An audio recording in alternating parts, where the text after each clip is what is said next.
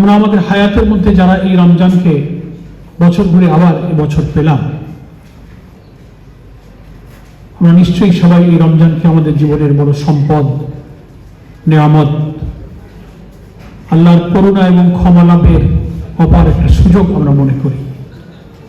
জীবনে 20, 30, 40, 50, 60, 70 বছর কত মানুষ কত রমজান বছরে বছরে আমরা পেলাম। রমজানের কত আলোচনা শুনলাম, তাৎপর্য আমরা শুনলাম, ফজিলত আমরা শুনলাম, কিন্তু আত্মশুদ্ধির মধ্য দিয়ে আল্লাহ তাআলার নৈকট্য হাসিলের যে সুযোগ, তাকওয়ার গুণে নিজেকে গুণান্বিত করে নিজের পাশবিকতা, পশুত্বকে দমন করে নিজের রুহানিয়ত, নিজের মনুষ্যত্ব, মানবতার বিকাশের জন্য নিজেকে কতটা আমরা প্রস্তুত করতে পেরেছি। পাঞ্জাবের জগতে একটি বিশ্বস্ত নাম শাবাব এথনিক ওয়্যার। রমজানের হক আমরা কতটা আদায় করতে পেরেছি। রাসূল সাল্লাল্লাহু আলাইহি ওয়াসাল্লাম হাদিস শরীফের মধ্যে মাহে রমজানের ফজিলত হাসিল করবার জন্য যতগুলো বাইন্ডিংস দিয়েছেন, শর্ত দিয়েছেন, বিধিবিধান দিয়েছেন, তা আমরা কতটা পালন করতে পারছি।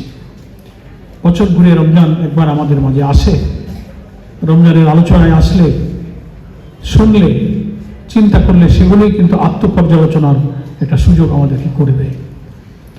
আমরা আজকের এই ইফতার মাহফিলে আমি নিজে সহ সবাই যদি একটু আত্মপর্যালোচনা করি,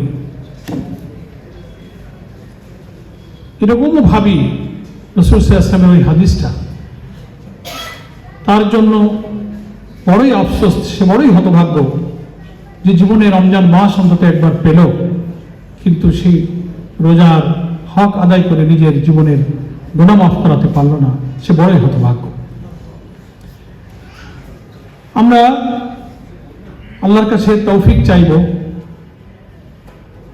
রোজা থেকে নিজেকে মাগফিরাতের উপযুক্ত যারা করতে পারেনি, আল্লাহ তাআলা তুমি আমাদেরকে সেই হতভাগ্যদের মধ্যে শামিল করো না, বরং যাদেরকে তুমি জাহান্নাম থেকে মুক্তি দাও, যাদের আত্মিক, রুহানি, আত্মিক, আধ্যাত্মিক, নৈতিক তাকওয়ার শক্তিতে তুমি শক্তিমান করে সমস্ত পাপ থেকে আত্মরক্ষার অকুতভয় মুমিন হিসেবে কবুল করো, তাদের মধ্যে তুমি আমাদেরকেও গণ্য করো।